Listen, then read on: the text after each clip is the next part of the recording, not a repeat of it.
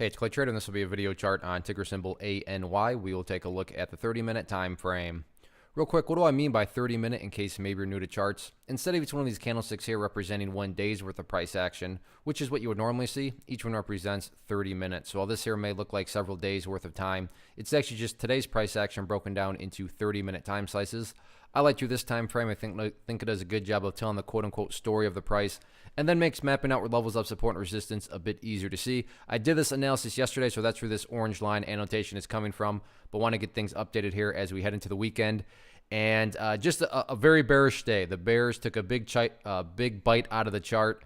And, where does this bite come from? Well, for those of you that did watch yesterday's video, a quick recap if you didn't, this orange line was what we would call in the world of charts, an uptrending trend line.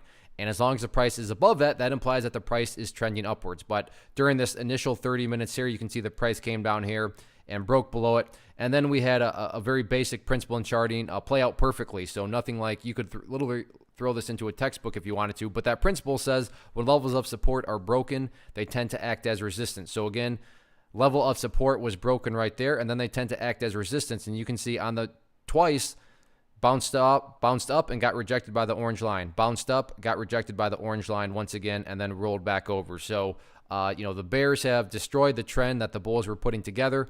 So it's essentially back to the drawing board for the bulls as far as levels of support going into next week. The must-hold level, in my opinion, right down here at the 21-cent mark. If the price can't hold above 21 cents, then that's literally putting the chart down in this range of the chart, which is essentially, the all-time lows. And I don't mean to state the obvious, but you don't want to see the price going back to all-time lows, assuming you are long. Now, to give credit where credit's due, it's not like the price is right down at 22 cents ready to bust through it or anything, but that's definitely a very important level of support going into next week. As far as levels of resistance are concerned, we kind of already touched on that, but this orange line, like I said, was former area of support, but now acting as resistance. So that'll be the key level to watch on any sort of bounce. So all in all, not the best way to close out the week for the bulls, but maybe they can put something new together next week. We shall see.